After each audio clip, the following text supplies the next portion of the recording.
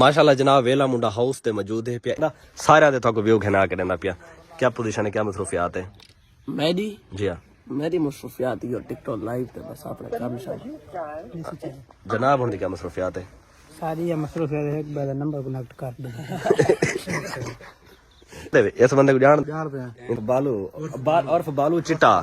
ये साडा सोना जवान है माशाल्लाह इना मुछा नहीं ठिप इंदे ए उत्ते रखे तो तले लखे जिवें दा रंग वो जवाला दा रंग है पिया वो मतलब पता ही लगदा तको पता वाल कोई पछणे से ना बजने यके मुछांगे काहे पछाना पर जिदे बड़ा बने जिदे बदरा जिदे बड़ा वने हराम दा माल है जिदे बड़ा वने चौक ते मैं को सामान गिनन में ए त नहीं बे कोई गलत तू बड़े बने वाली गल भई विच आवेंगे ना तू बड़े वाली गल ना करना वे तू भिरा बन साडा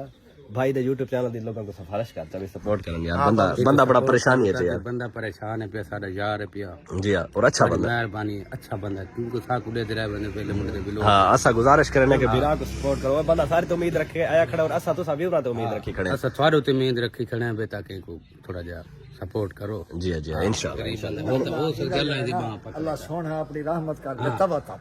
जी हां इंशाल्लाह सारा मकसद भी ओवर सपोर्ट है यार भिरा दी कोई ना कोई हेल्प थी वने और इथे करे पे आज द ब्लॉग दा एंड अबू जान व्यूरा को अल्लाह हाफिज करो जरा अपने तरीके नाल अल्लाह हाफिज पाकिस्तान जिंदाबाद भाईजान पाकिस्तान जिंदाबाद